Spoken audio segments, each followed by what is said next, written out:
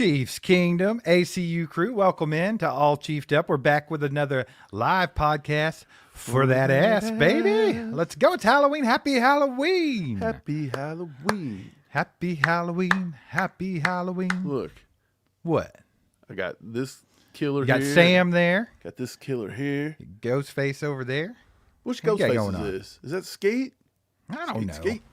Who even knows? Well, how you guys doing today? Hope you're doing well. Thanks for coming in. Hit that like button for us. Get this out to more people. We appreciate it. We're just going to talk with you guys today. A little bit of Chiefs talk. Nothing specific other than DHop's about to get unleashed. What about that, Mike? Yeah. A little That's horned what they're up. saying. That's what they're saying. They've said a lot of things, though, and sometimes it just doesn't work out. Hey, go ahead. Get horned up. It's okay. But get horned up about it. Go right ahead. It could be epic. It could be. But before we get started today, just want to shout out the sponsor of today's live stream, OddsJam. Mike, you want to tell the beautiful people about OddsJam? Yeah, man. You have got to listen to me about OddsJam. It's great. I talked to the founder of OddsJam. These two guys, they went to these prestigious universities and they come together and they said, listen, we have all these people, like we have sports books everywhere. We're even sponsored by BetUS. We're telling you how to go on BetUS, but OddsJam is going to tell you how to beat BetUS. So BetUS probably don't like this, but we're going to find out. So this is what happens. You go download OddsJam. If you're serious about making money, you download OddsJam. It's a tool. It is great. It is awesome. And just check out this ad here. And then when we get back, I'll talk to you a little bit more. Looking to up your game in sports betting? Meet OddsJam, your ultimate ally in the world of data-driven wagering. With over 260 sports books under its belt, OddsJam is the go-to platform for savvy bettors. Here's how it works. OddsJam's arbitrage tool scans the market in real time, spotting differences in betting lines across various sports books. This means you can lock in risk-free profits by betting on both sides of the market. But that's not all. OddsJam also provides a positive EV calculator to optimize your bets and a handy bet tracker to monitor your profits. By using OddsJam, you're not just betting smarter, you're betting responsibly for long-term profitability. And here's the kicker. They offer a 7-day free trial. Are you ready to give it a shot? Use code ACU35 for a 35% discount on your first payment, be it monthly or yearly. Secure your bets with confidence. Make informed decisions with OddsJam. Yeah, so if that's interesting to you, check out oddsjam.com. Use code ACU35. Get 35% off either monthly or yearly. It's pretty awesome, Steve. Like they tell you which sports book to go to bet on what and how much to bet, and they guarantee a profit. Let's go, baby. Well, let's talk about a couple different things, Mike. We're going to talk about DHop's expanded role in the offense coming up. They're going to unleash them a little bit. Andy Reid had talked about that. We're also going to talk about, is Brett Veach done or not? Because a lot of people think he's still not done. There's still reports out there that he's not done. They're talking cornerbacks. They're talking tackles. They're talking another receiver, baby. They're talking anything and everything. Brett Veach is up to something. He's got the phone up to his ear. We know that. So we'll get to talking about that. Just make sure to put your all's questions and stuff in the comments. That way we can get to that. We'll kind of let you guys lead the way today. But real quick, we'll just go ahead and hit on this one. Brandon says, guys, is Veach trading for a cornerback? So who knows? Who the hell knows what Veach is doing, right? He'll surprise you every now and then. But we've talked about this a little bit, Mike. We don't think it's necessary that he goes and trades for a cornerback. I just don't think it's necessary. I think we have what we need in house. I know Nazee's out with that concussion or whatever. I haven't heard much on how he's recovering from that, but I know Joshua Williams will be just fine. Just give him the snaps, let him get comfortable. He's done well so far, more than people gave him credit for sure. But what do you think, Mike? Do you think that Veach might go out and try to get a Marshawn Lattimore or something like that? He could. I'm not going to say never say never. Do I think it's a big deal? No. Not at all. On my scale from 1 to 10 of how much I think we need a corner, it's like a 4 tops. A lot of Chiefs Kingdom are up there on panic mode about this, and I just don't get it. Over the past few years, Brett Veach has probably invested more in the corner position through the draft and everything than any other position. It's astounding how much he's actually put into that when it comes to. He even took one this year in Kamal Hadden, who, by the way, got shipped out That didn't work out, but they were still drafting corners this year. He was an asshole. They traded for Eric Scott Jr. They traded when Dallas was trying to get rid of him. They went out and they got Darius Rush back on the practice squad. There's so many options here. Keith Taylor played very well. But as you mentioned, Najee had the concussion. More than likely, he's going to be able to play this week, and if not, he'll play next week. It's not the end of the world. Good Lord, Tua is on his 4,000th concussion, and he only missed a few weeks. So he's going to be back. And in the meantime, Josh Williams. People are so easy to give up on Josh Williams for some reason, and I don't understand it. It doesn't make sense. There's been a lot of people saying the same things I have. I actually put on X the other day that in 2023, Josh Williams, which was just last year, in the entire season, 236 coverage snaps, and he only gave up 10 catches for 80 yards. That finished 36th in the entire NFL per PFF. In the playoffs, he only allowed 2 catches and ranked 8th out of all corners in entire PFF and in the entire NFL. And this year, 72 coverage snaps, and he's only given up 5 catches for 54 yards. And we're all acting like it's the end of the world with this guy because he got a penalty on special teams and he got some kind of phantom holding call one week. Guys make penalties, Steve. It's tough Mike, they for got corners. you fired up, baby. They got you It's fired tough for up. corners. You can't come at me and say corners, penalties, blah, blah, blah. We all know that is very much when officials want to call it and how they want to call it, right? We've seen this time and time again. Sometimes they call it and sometimes they don't. You're right. It's that simple. You're right. Nothing to be panicking about. David Miller with the 5 bombs says, love you guys. Appreciate the support, my man. We love you too. Thanks for supporting us and being here today. That's freaking awesome. Happy Halloween, by the way. And Mike, I've had my ear to the ground a little bit, okay? Oh God. This one right here. I've heard a little bit of rumbling. And I tell you, I think if Brett Veach does make another move before this trade deadline, I think it's going to be for a corner. Who? But it's not who everyone's talking about. Well, who's everybody talking about first? Marshawn Lattimore. That's who they're talking about? Marshawn Lattimore. Well, who'd you hear? Lattimore. J.C. Horn? No. The Browns are on a fire sale, baby. Newsom? Greg Newsom. That could be it. That could be the one. So, I don't know about it.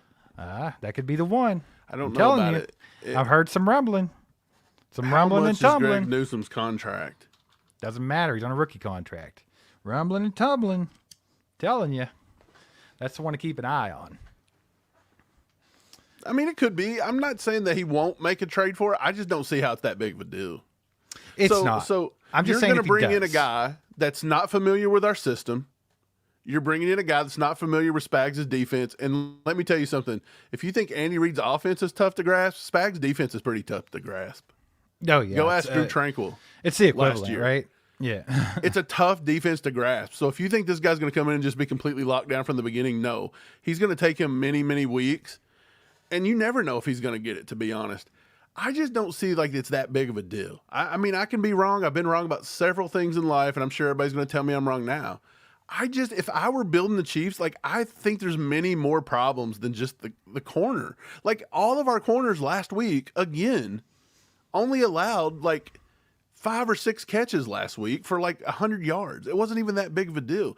The Detroit Lions have great corners and great safeties, and they played the 32 ranked passing offense, which was the Titans, and they give up double everything we did.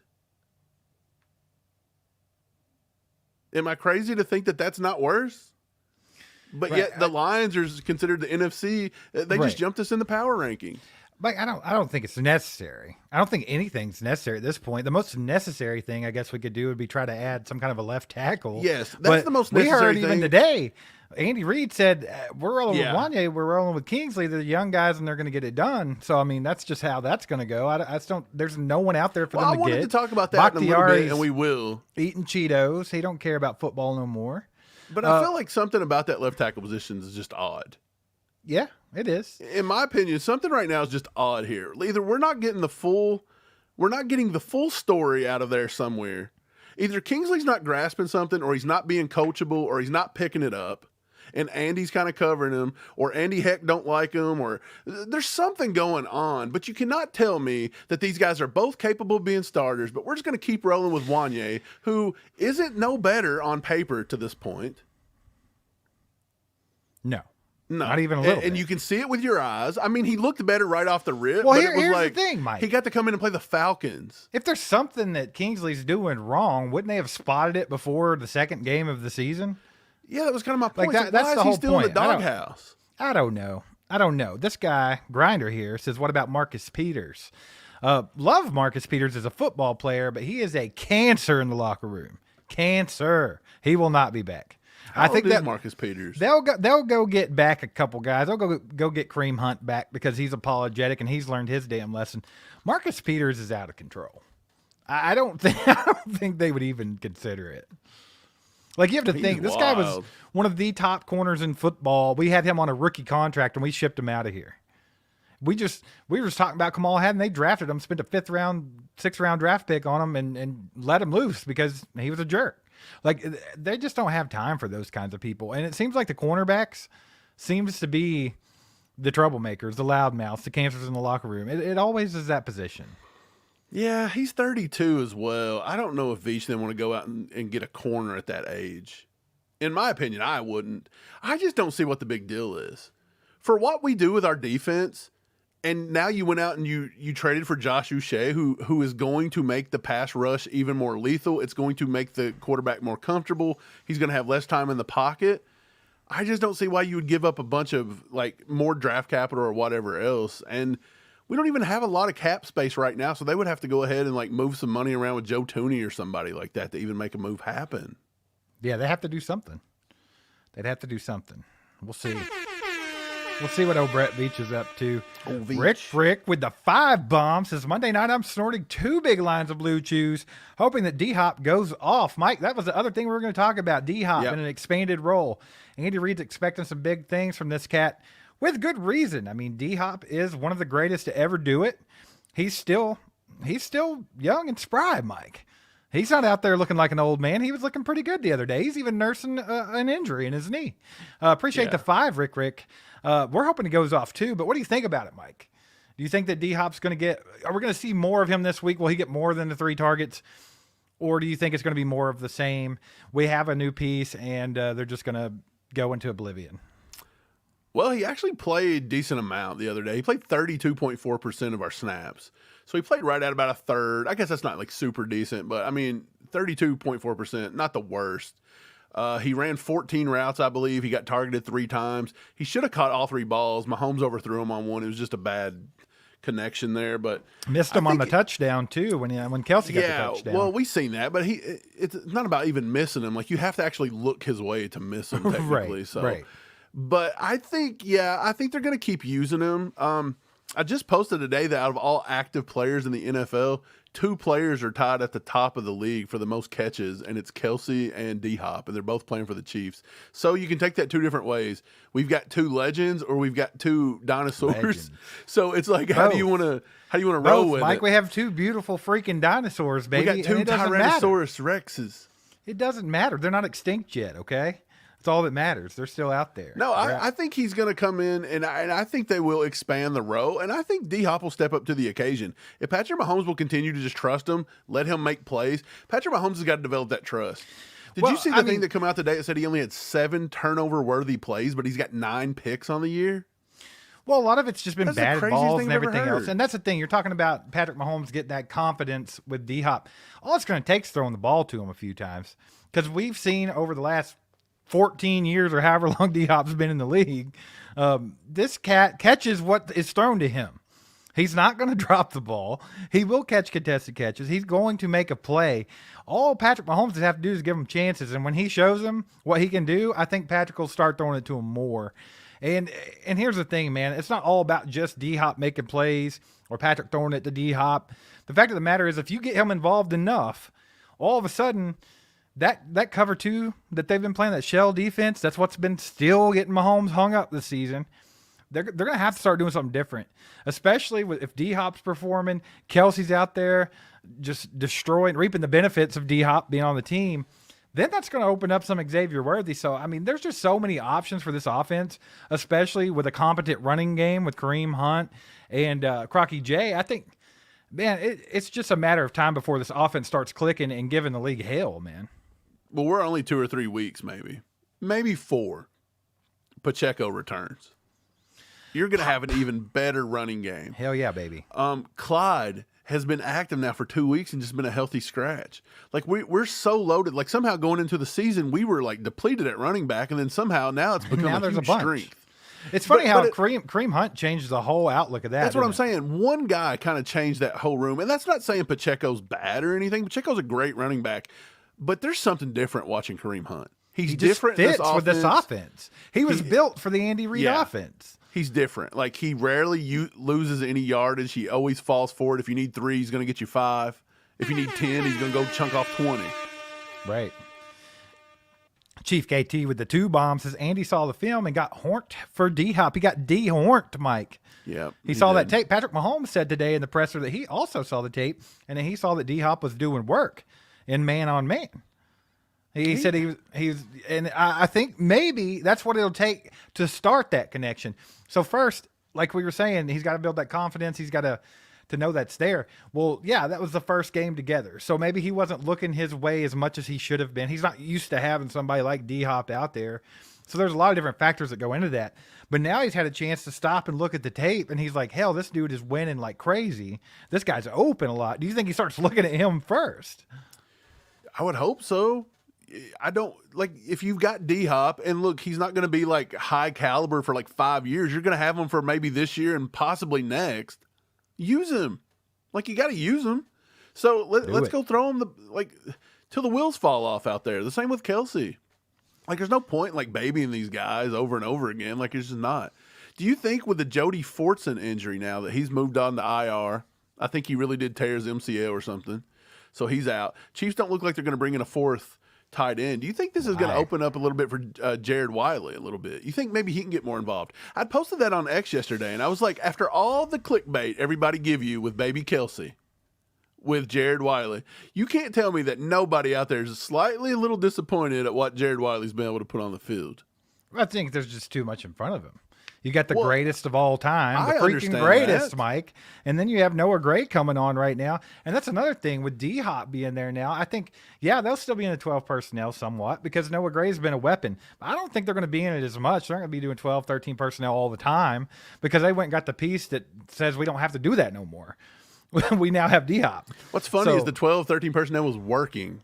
That was what was moving our offense and got us kind of over a hump a little bit. And then I don't doubt you think they're shifting out. I don't doubt that they'll still use it somewhat, but it's not going to be as prevalent as it was going to be because now you have a whole nother thing. I really wish they would let Jared Wiley get in a little bit more, though. I understand that Kelsey and it's tough to get on the field. I totally get that. And again, all year long, we were trying to tell people, don't get too excited. Like, rookies in Andy Reid's system do not tend to get many playing time. Don't get too horned up out there. So, but it's just funny how that all came to be, how everybody was talking about Wiley. But then, once he don't get it, everybody's like, no, we kind of knew that. We knew that was going to happen. John Clifford, what's up, my man, with the 5 bombs, says Chiefs just getting better. Go D-Hop. Kareem Hunt, Charles Omenihu on the way with Hollywood and Pacheco working back.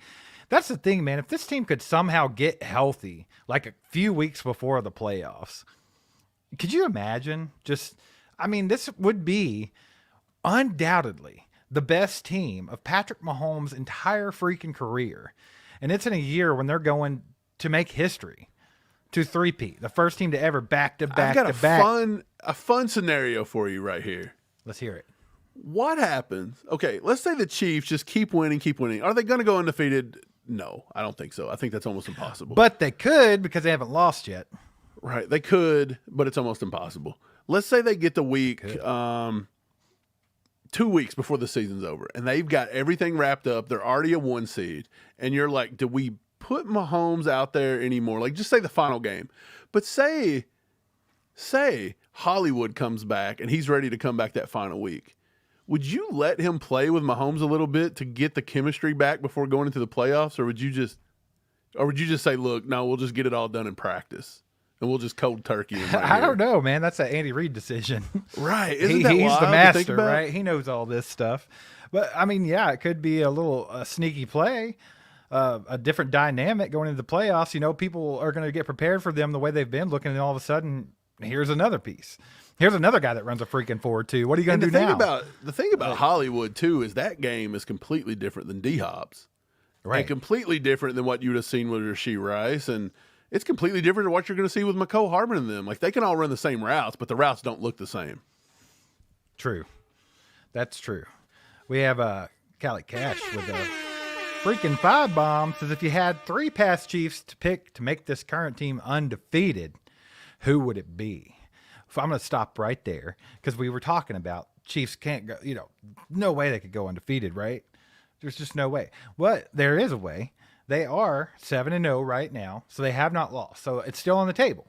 Also, DHop paired up with Patrick Mahomes kind of reminds me the end of Randy Moss's career coming in and playing with Tom Brady, right? And what did they do? They got all the way to the Super Bowl and didn't lose a freaking game, and they lost in the Super Bowl. Why did they lose in the Super Bowl, Mike? Which one was that?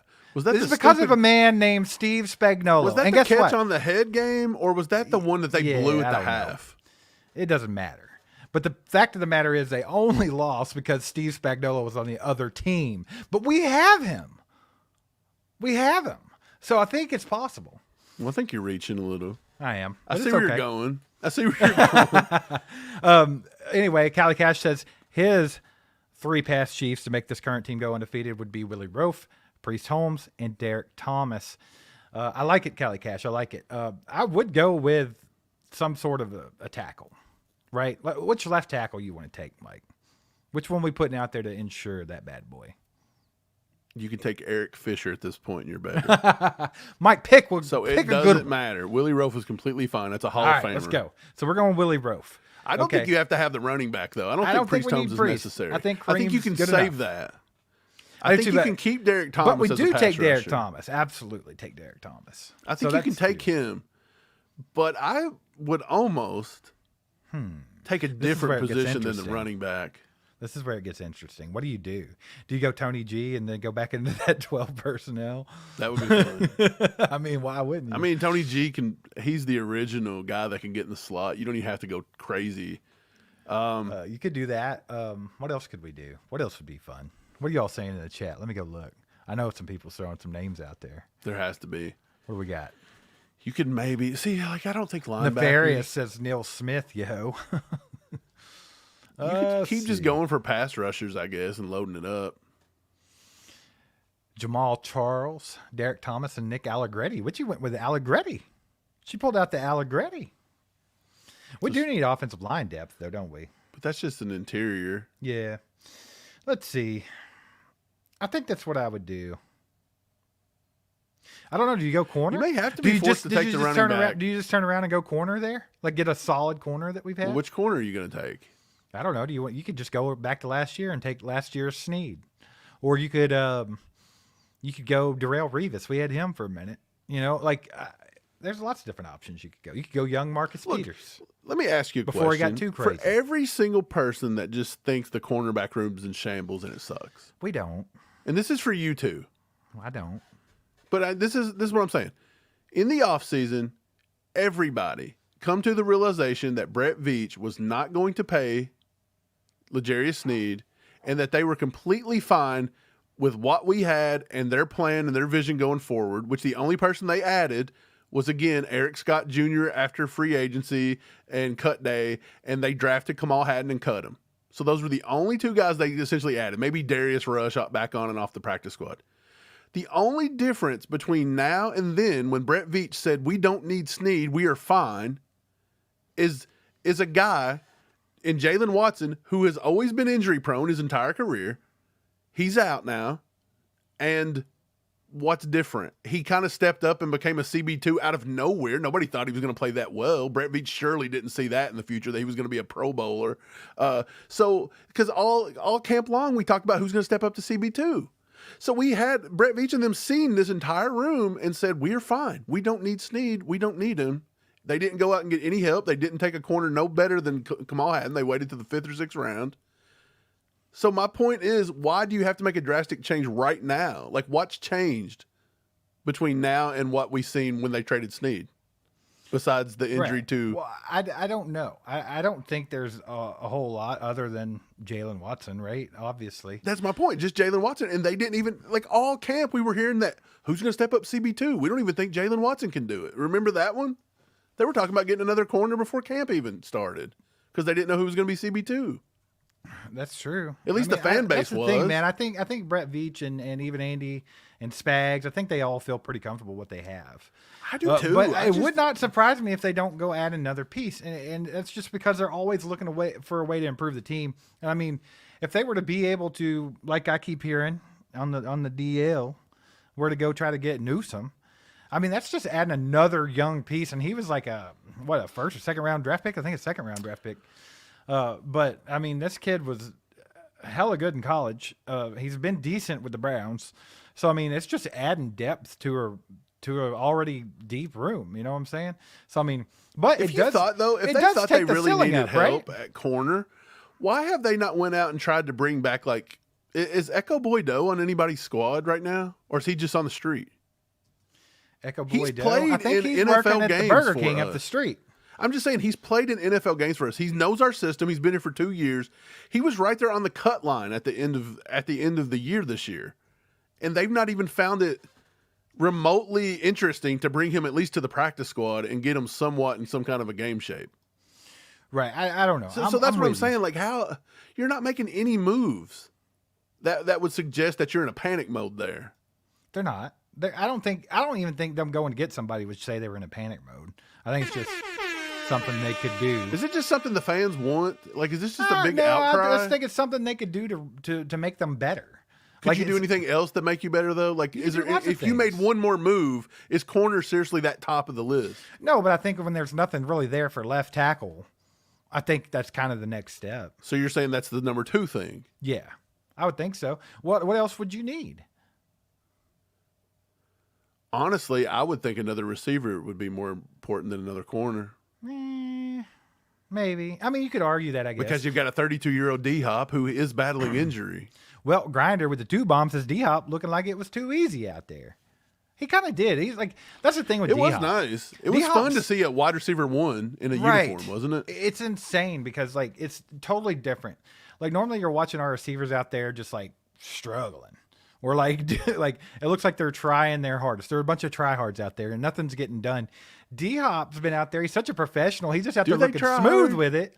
He's just out there looking smooth. It's like Sky Moore, though. It's like we watch Sky Moore and Justin Watson, and no matter how fast they are and how good their routes look, they always look like they're running in quicksand. Right. Like, but they this cannot cat's out here just gliding around, just doing his thing. It looked like he wasn't even trying. And, like, think about that, man. Like, so many missed opportunities where Patrick's just not used to having him on the field.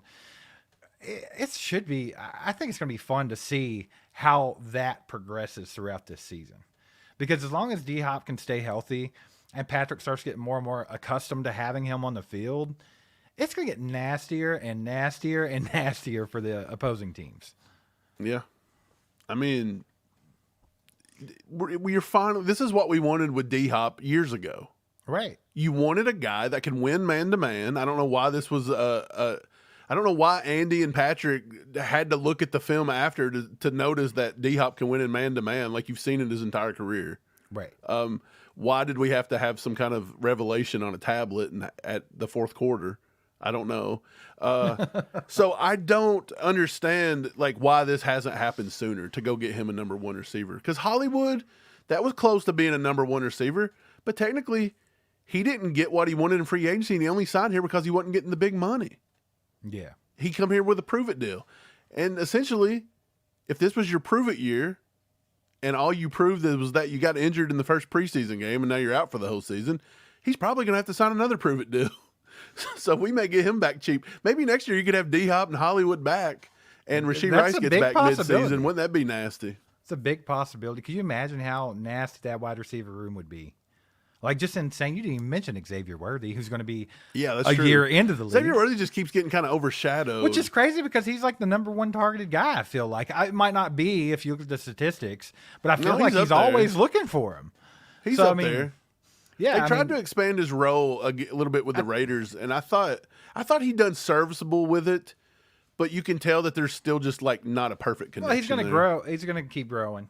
as a receiver. So that's the good thing about Xavier Worthy. A lot of people thought he was just speed. A lot of people thought he was too small. And yeah, I was one of them who questioned that. You know how I think Worthy takes that game up? He's proven to be more than that. Because they keep just saying Worthy's a field stretcher. Worthy's a field stretcher. And then they'll use him gadgety. Well, it can be. Kind of like Tyreek Hill.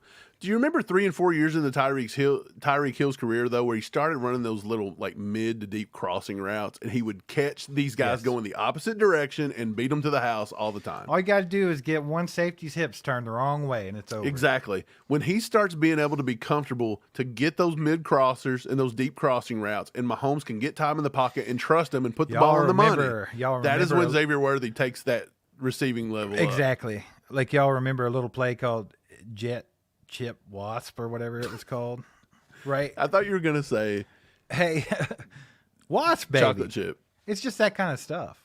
Like that, like you said, you get out in the open field, cross the middle of the field, you just catch one guy, just turn the wrong way, and they're so fast, it's done.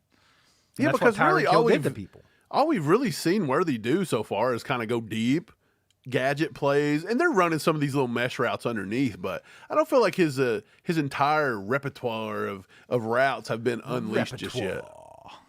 Yeah, I agree, man. Appreciate you guys being here, by the way. Kind of an impromptu midday Halloween live podcast for that ass. Appreciate y'all being here. Please hit that like button for us. It just takes a second. It'll help get this out to more people. It'll also help it keep rolling when we're not live. More people can come in and see it and have a good time. If you have not joined the ACU crew, I suggest you go do that. Just hit that join button up at the top. It's $4.99 a month, and you get some perks. You can go to the members-only live streams. We give stuff away there. You also have some fun emojis in the chat. And if you're watching and you're just one of those people that hang back and like to lurk, if you're a lurker on Halloween, I suggest you get in the chat. We got really cool people, and it's a good time. So once again, appreciate you guys being here. Also, go check out OddsJam, our sponsor of today's live stream. But yeah, I think a lot of good things are coming on. Witchy said something up here I wanted to hit on. She just said DHop is as big of a defense magnet as Travis is. And that's the difference here. So, yeah, you can go get all the wide receiver pieces you want, but you go get somebody like DHop, and all of a sudden it becomes, damn, we got a game plan for this guy. We need to maybe double team that guy. But we're already double teaming Travis. So what do? We give them that predicament, right? So, I mean, if nothing else, you make the opposing defensive coordinator's life hell for that week is what you do. Yeah. I mean, theoretically, I guess you could double team both, but that's going to leave some very, very iffy it's gonna matchups. Make you vulnerable with some safeties or some linebackers. Like, they ought to be getting toasted out there. Like, this is another thing. Like, if you put DHop and Kelsey on the field, just say you're in 11 personnel and you've got those two, and then your third wide is, Worthy. But let's just say Worthy's not even on the field. Like, if that's Justin Watson even, doesn't this have to up even Justin Watson's game? Especially if they're going to start double teaming a Kelsey or a DHop on that specific play. Like, I feel like everybody's going to benefit from this. And if you can't benefit from this and you're on the field, so say, for example, out of Hopkins, 50% of snaps he takes this week or 60% of his offensive plays, say that Justin Watson plays with 40% of them, and this guy still cannot get a catch. Like, what are we doing here? Right. What's the point of him? Right. You know what I'm saying? But I've been saying that, not even in a mean way, but I just feel like we've had so many of those wide receivers that just don't make a difference. Like, they're just there to have a warm body. And I just feel like we're past that finally. I feel like Brett Veach just finally passed it. And it's something, maybe we can put that in the rear view mirror and go on. But yeah, Mike, it's Halloween. It's Halloween, and I'm gonna be up your way here in just a little while. We're gonna take the kids trick or treating and have a good old time. It's Kentucky decided, we're going to give you a month and a half drought, but then we're going to piss poor rain on Halloween, right at trick or treating time. It's been just piss pouring, 40 mile per hour winds. It's insane. It looks like a hurricane out there. It's cool though. It's like it's a very Halloween-y vibe out there. It's dark. It's gloomy. The leaves are falling, so it should be a good time as long as we don't get actively rained on the whole time. I can deal with the road being wet or sidewalk being wet. I don't want to get actively rained on the whole time. That's lame. There's a good possibility here. Let's not do it. Did you figure out what you're going to dress up as? Yeah, I've got it. All right. You're not going to tell me till I get there and see it, are you? No. I thought about wearing it on the show today. I'm going to dress up as Alex Smith. What's that entail? I'm gonna wear his jersey. I'm gonna put on some eye stuff, and then I'm gonna get a leg brace. That's rude. And B, I think you would come more being Alex Smith. You should just throw little dump down passes of candy. Be like, go long, and then wait till they get like an inch away and just flip it in their bag. Let's do it. Look, Mike, check this out. The freaking old man's in the house doing the Lord's work. What's up, Pops, with the 5 gifted memberships? He's just rolling out of work, baby. He's like, I'm leaving work. He's rolling out of work. I was going to say, shouldn't you be at people work? to the ACU crew.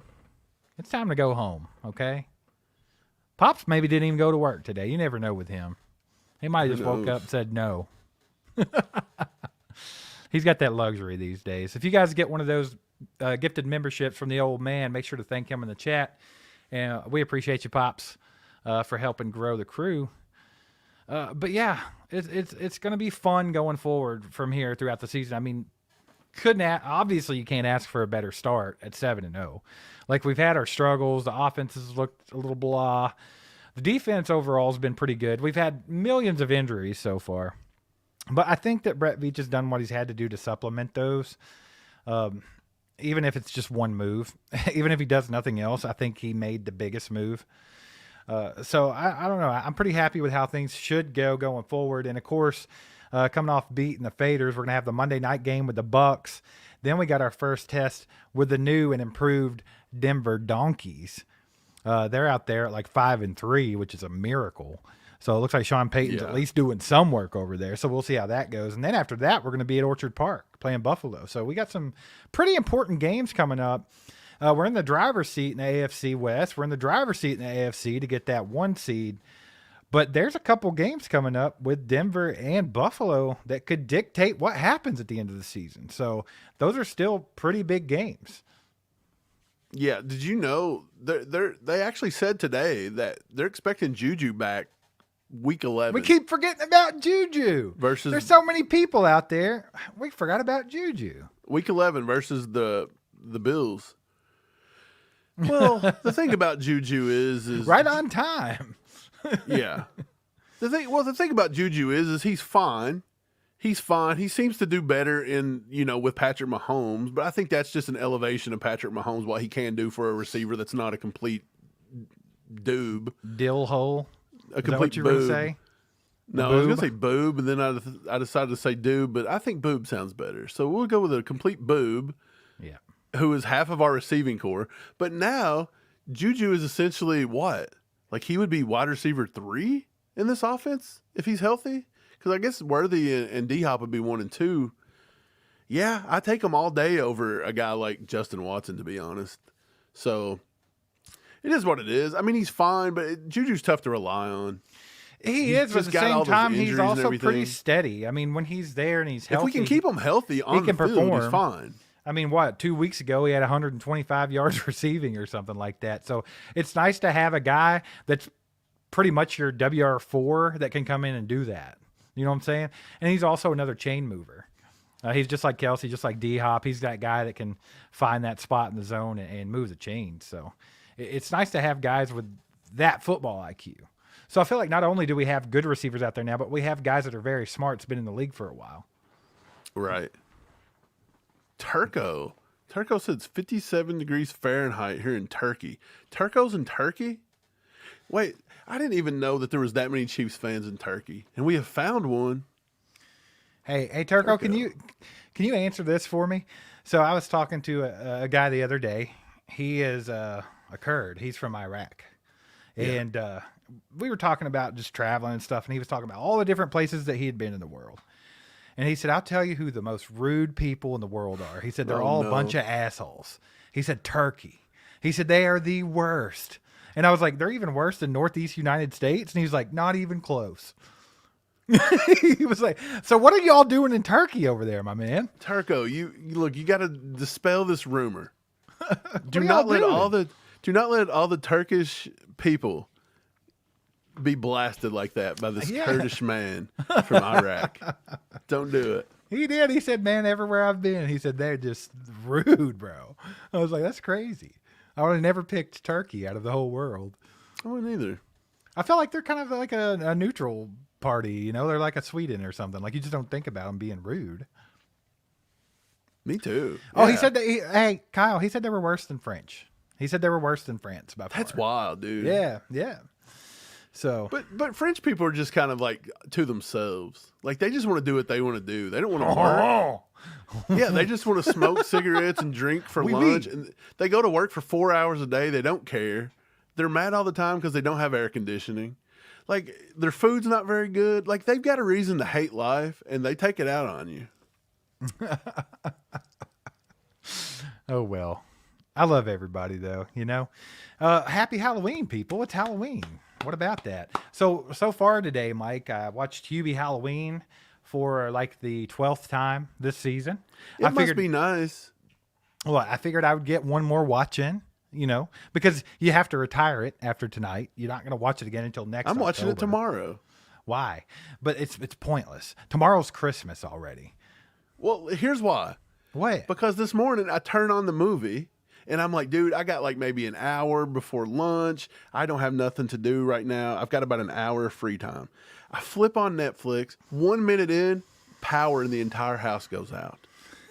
I told some people about this in the Chiefs chat today when they were doing the pressers. Power in my entire house. It sounded like a bomb hit out front, and then everything goes black.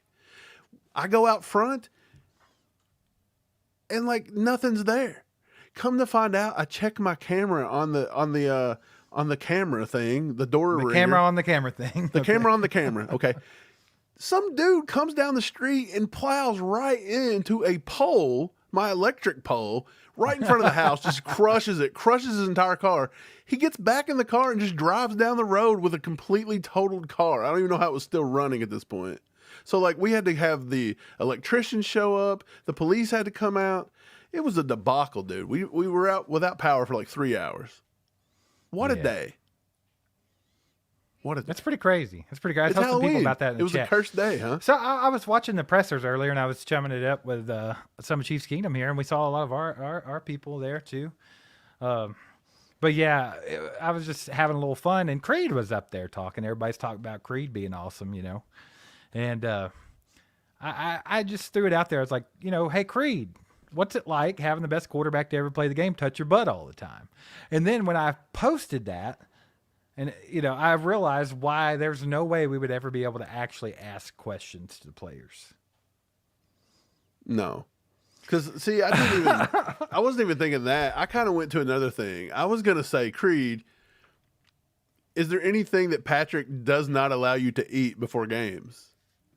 Because, what if he just farted on him all the time? That's what I'm saying. Does he crop dust Patrick a lot? Like, if Pat, like, gets on his nerves, he's like, Creed, you should have hit that block. He's going to be like... right on his wrist. Hey, who knows? Could be. Mike, I wish I had the get up to be DHop. We're D-Hornt for DHop. I'd just be DHop for Halloween. That'd be pretty cool. DHop. What's Generac? What? Kyle said, sounds like Mike needs to hit up Generac. I don't know. Maybe hit him up. We'll see. I don't know what that. Generac is. Hey. Is that something for old people? Whatever supports your boys in doing this thing, that's all that matters. What are we going to do about it? Wait, they're emergency generators? Yeah. Okay. That's hilarious. Yeah, you do need that. Mike does have that kind of luck. He needs that. There is a generator out back. I just don't want to go through the process of turning it on every day. But I feel like I have to almost. That takes gas, and in today's economy, we can't be burning that gas up. Can't afford that, son. Uh-oh. I see Bucky or Melissa out there. They're on Facebook, baby. What's up? Let's go. Hope you guys are doing good out there at the old Rustic Sawmill. Good to see you. Next time we get up there, we got to go to Rustic Sawmill. Yeah, of course we do. We got to.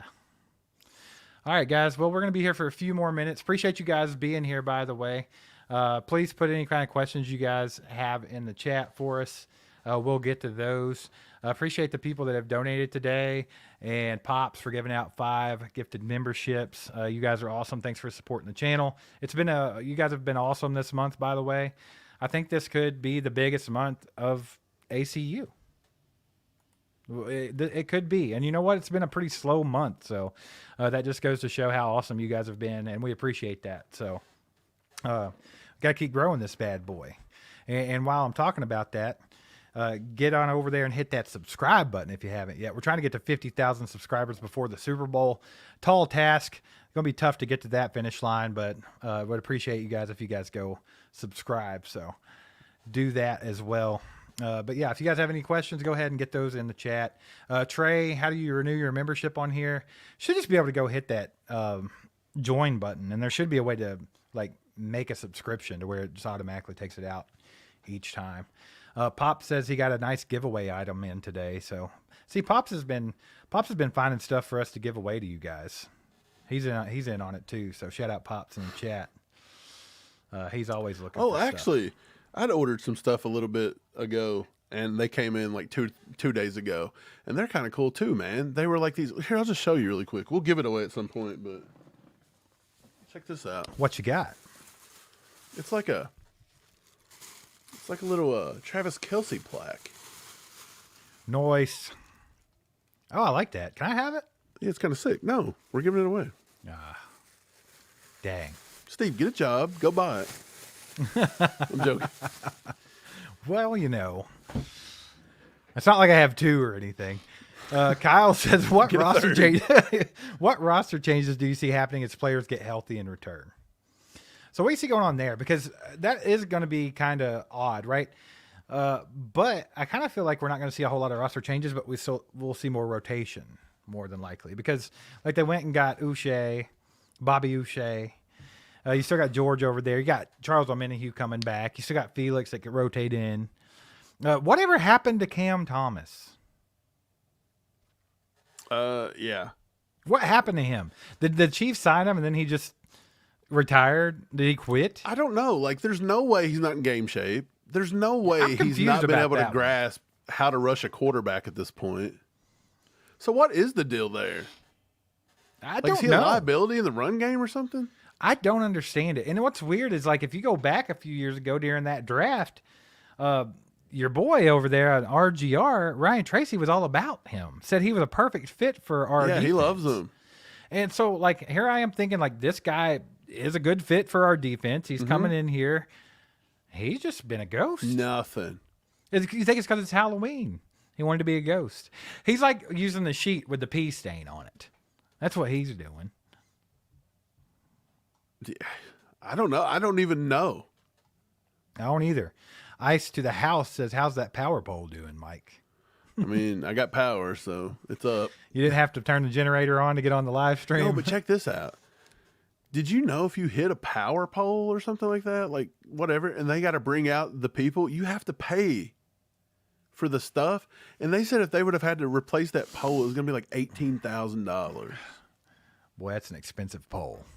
That's what I said. I was like, well, what's it going to cost now? They're like, this guy's going to be up the creek for like $5 or $6 grand. I was like, what? That's an expensive pole there, Mike. Yeah. A lot of Blue Chew involved.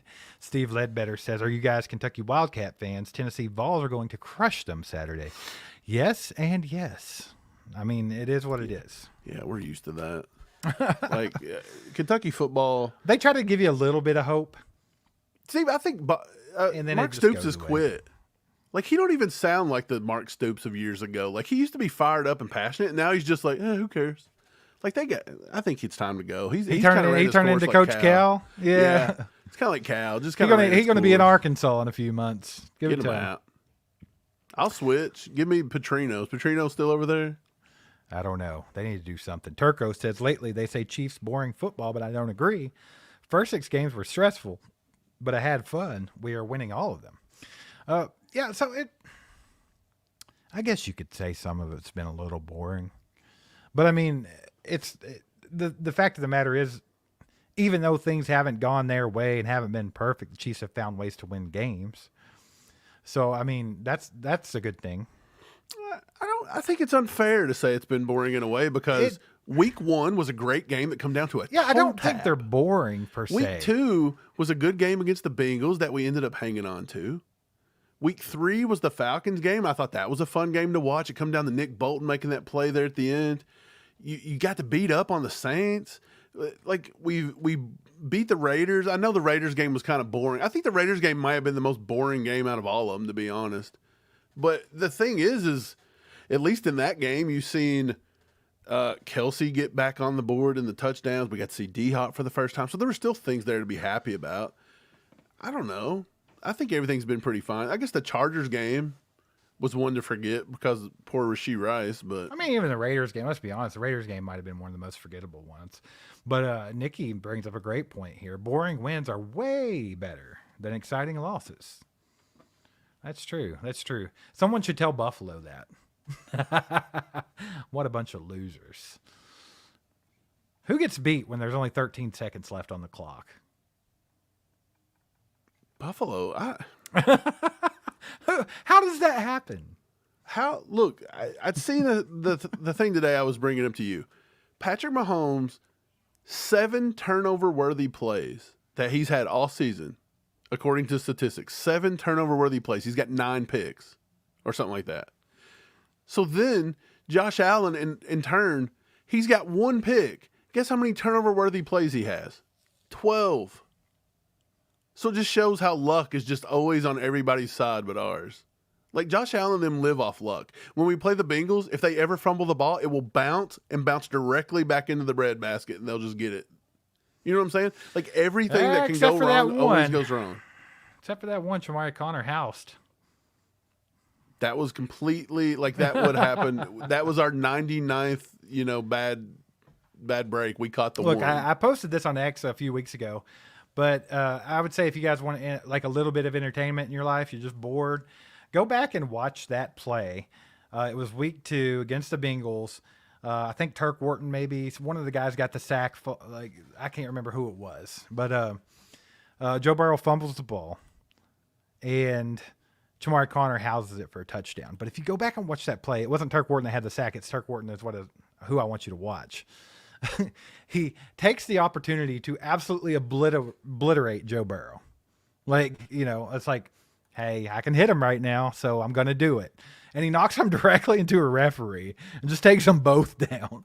It was like the funniest thing ever. So just go back and watch that. It's a good time.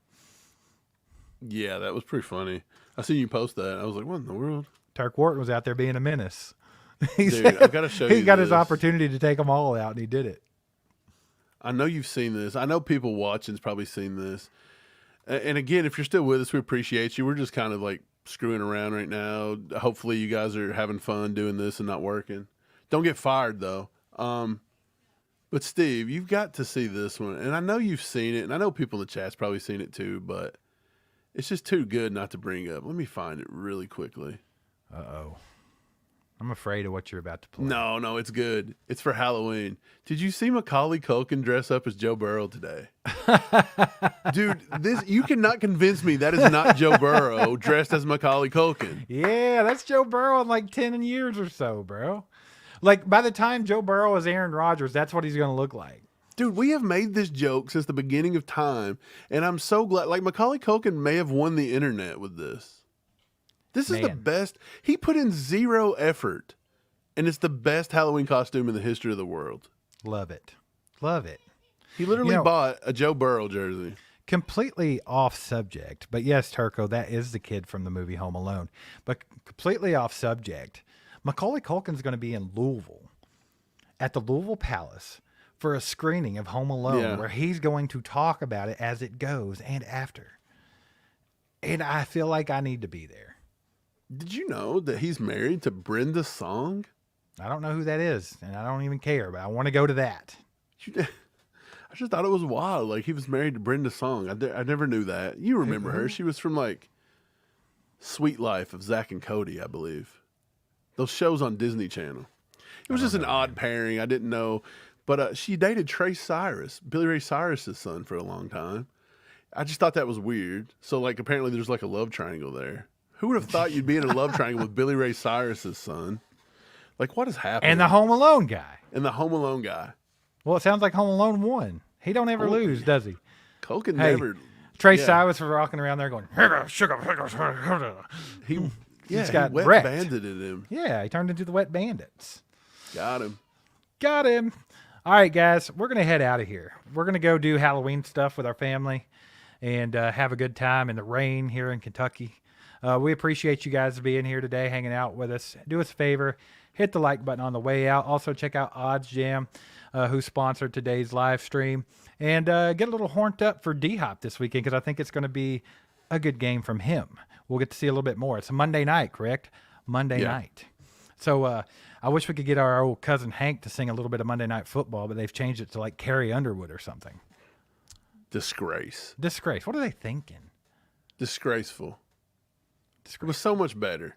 It was. Appreciate you guys. We'll catch you next time. Go Chiefs. There goes a sight from my soul.